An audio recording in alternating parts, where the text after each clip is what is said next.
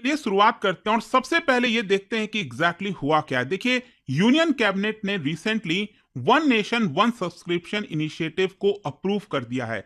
इसमें बेसिकली है क्या ना, आपने कई बार देखा होगा, दुनिया भर में बहुत सारे रिसर्च जो किए जाते हैं उसको जर्नल्स में पब्लिश किया जाता है। देखो, आपको पता ही होगा, रिसर्च एंड डेवलपमेंट में बहुत सारा पैसा खर्च होता है।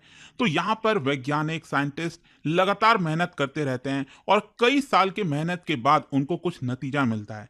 तो यहाँ पर उसको आप जान पाओ, तो यहाँ पर कई बार ये होता है कि उसका प्रिंट जो है वो किसी जर्नल में किया जाता है, लेकिन वो जर्नल क्या आप एक्सेस कर पाते हो कि नहीं, ये इंपॉर्टेंट सवाल है। हमारे देश के अंदर अगर आप देखोगे तो सरकार का फोकस कहीं ना कहीं गरीबी को हटाना, बाकी चीजों पर होता है, लेकिन रिसर्च एंड डेवलपमेंट पर उतना फोकस हो नहीं पाता है। अब सोच के देखिए, हमारे देश में बहुत सारे हायर इंस्टीट्यूशंस हैं, उसमें लाखों करोड़ों बच्चे पढ़ते हैं, लेकिन क्या उनके पास उन जनरल्स का एक्सेस है कि नहीं? दुनिया भर में इतने नामी जनरल्स हैं, जब तक उनको उसके बारे में एक्सेस नहीं होगा, उसके बारे में पता नहीं होगा, वो कैसे यहां पर फर्दर स्टडीज कर पाएंगे? और उसी को प्रोवाइड करने के लिए सरकार 6,000 करोड़ रुपए एलोकेट कर रही है टिल 2027, मतलब 3 साल के लिए, 2025, 26 और 27। यहां पर सरकार 6,000 करोड़ रुपए एक्सेस अप्रूव कर रही है, ताकि देश के जो हायर एजुकेशन इंस्टीट्यूशंस हैं, चाहे वो स्टेट गवर्नमेंट के अंदर में आते हो, सेंट्रल गवर्नमेंट के अंदर में आते हो, जितने भी रिसर्च एंड डेवलपमेंट इंस्टीट्यूशंस हैं,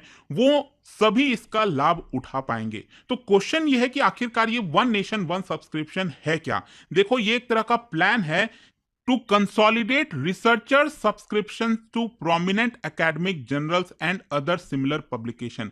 मतलब दुनिया के जो बड़े बड़े जर्नल्स होते हैं उसका एक्सेस आपको मिल सके, उसका कंसोलिडेटेड जो सब्सक्रिप्शन है वो यहां पर हमारे स्टूडेंट्स को मिल पाएगा, एक जगह पर मिल पाएगा। जैसे कि मैं आपको जस्ट एक एग्जांपल बताता हूं, जैसे मान लीजिए हम आपके लिए वीडियोस बनाते हैं। अब उस वीडियोस को बनाते समय हमें कई सारे न्यूज़पेपर्स हो गए, आर्टिकल्स हो गए, उन सबको पढ़ना पड़ता है। तो ऑब्वियस सी बात है कि अगर हमें उसे पढ़ना है तो हमारे पास उसका सब्सक्रिप्शन होना चाहिए ना। जैसे मान लो द हिंदू हो गया, इंटरनेशनली अगर आप देखोगे द इकोनॉमिस्ट हो गया, निकी हो गया, तो उन सबका सब्सक्रिप्शन हमें लेना पड़ता है, लेकिन वो इंडिविजुअली होता है और काफी महंगा होता है। 10-10, 20-20 हजार रुपए सालाना हमें पे करना होता है उसका, लेकिन इंडिविजुअली हमें पे करना होता है। उसी प्रकार से देश भर के जितने भी हायर एजुकेशन इंस्टीट्यूशंस हैं, वहां पर जो स्टूडेंट्स पढ़ रहे हैं, तो उनको भी जर्नल्स का एक्सेस चाहिए होता है कि आखिरकार उसमें क्या लिखा हुआ है, क्या पब्लिश किया हुआ है। तो अलग अलग इंस्टीट्यूशंस को क्या करना होता था कि अलग अलग सब्सक्रिप्शंस लेने पड़ते थे, लेकिन सरकार ने यह डिसाइड किया क्यों ना दुनिया भर के जितने भी जर्नल्स हैं, जो सब्सक्रिप्शंस हम एक साथ ले सकते हैं, जिसकी वजह से हमारे पूरे देश के लोगों को फायदा हो सके, क्योंकि अलग अलग लेना यहां पर काफी महंगा पड़ता है। आप देख सकते हैं यहां पर according to research conducted, Bharat ने 1500 करोड़ रुपए सब्सक्रिप्शन में खर्च किया था 2018 में। इंस्टीट्यूशंस ने अलग से 30 से 50 करोड़ रुपए खर्च किया था, ताकि उनको उसका डेटाबेस मिल सके। मतलब हम बहुत बड़े नंबर्स की यहां पर बात कर रहे हैं। इनफैक्ट लोकसभा में भी 2023 में minister of state of education ministry ने यहां पर बोला था कि भारत सरकार ने 2022 में अकेले 995 करोड़ रुपए खर्च किए थे जनरल सब्सक्रिप्शंस के लिए। जी हां, ये भारत सरकार की तरफ से खर्चा किया गया था, जिसके अंदर जैसे मान लो भारत की जो 10 लाइब्रेरी कंसोर्टिया है अलग अलग मिनिस्ट्रीज डिपार्टमेंट में, उनको भी एक्सेस करने के लिए पैसे खर्च करने पड़े। ओवरऑल आपको मैं बता दूं, 2019 से 2022 के बीच में लगभग 3,000 करोड़ रुपए खर्च किए गए थे। और ये जो one nation one subscription initiative है, वो क्या करेगा?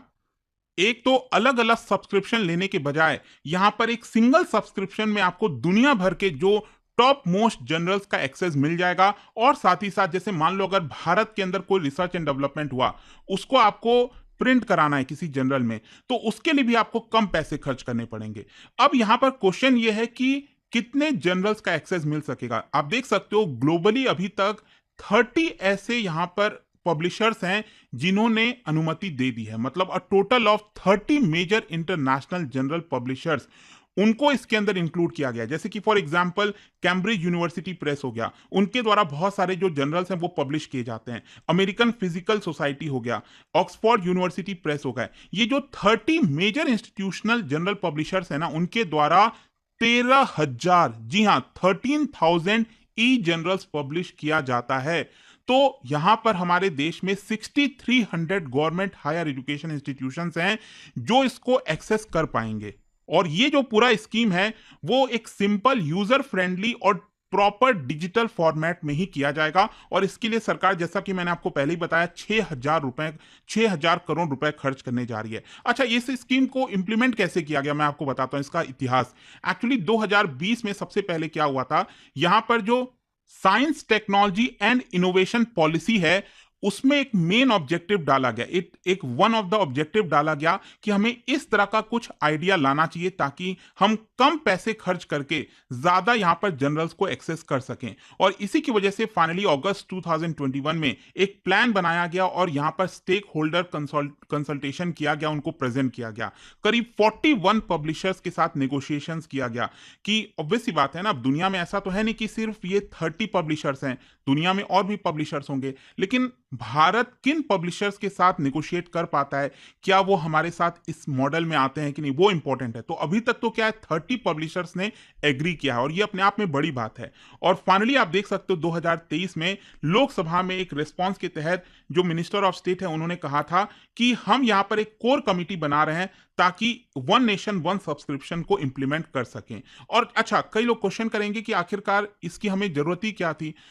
ऑब्वियस सी बात है, 6,000 रुपए भी, करोड़ रुपए भी तो खर्च करना है। देखो, यहां पर 4 मेन रीजंस की वजह से बताया जा रहा है कि इसको इंप्लीमेंट किया जा रहा है। सबसे पहला मैं आपको बता दूं, अभी क्या है कि कॉस्टली होने के कारण देश में सिर्फ 55 लाख इंडियंस को ही इसका फायदा मिल पाता है, लेकिन ये इंप्लीमेंट करके 1.8 करोड़ जो स्टूडेंट्स हैं, फैकल्टी हैं, रिसर्चर्स हैं, उनको इसका फायदा मिल पाएगा। मतलब हमारे देश में जो गवर्नमेंट यूनिवर्सिटीज हैं, कॉलेजेस हैं, लगभग 6300 के अराउंड, जिसमें 1.8 करोड़ स्टूडेंट्स, फैकल्टीज, रिसर्चर्स हैं, उनको ये एक्सेस मिल पाएगा। सोचिए ये कितना बड़ा बदलाव होने जा रहा है। दूसरा, यहां पर ये बोला गया है कि देखिए, अभी तक क्या होता था, बहुत ज्यादा डुप्लीकेशन हो जाता था। जैसे मान लो यहां पर एक ही शहर के अंदर कई सारे यूनिवर्सिटीज हैं, सेंट्रल यूनिवर्सिटीज हैं। अब क्या होता है, हर एक यूनिवर्सिटी क्या है, अपना अलग सब्सक्रिप्शन लेगा। अब क्या है यहां पर कि उनको अलग अलग सब्सक्रिप्शन की जरूरत नहीं, अब भारत अकेले एक साथ यहां पर उनका सब्सक्रिप्शन लेगा और अलग अलग इंस्टीट्यूशंस में उसको डिस्ट्रीब्यूट कर दिया जाएगा। फिर यहां पर तीसरा एक और चीज बताया गया है कि जो सिंगल सब्सक्रिप्शन है, सेंट्रल और स्टेट गवर्नमेंट जो लेने जा रहे हैं, उनके पास ज्यादा बार्गेनिंग पावर आएगी। ये एक सिंपल सी चीज है। मान लीजिए एक फार्मर है, अगर वो अपना गेहूं, अनाज मार्केट में बेचने जाता है अकेले, तो उसके पास बार्गेनिंग पावर कम होती है।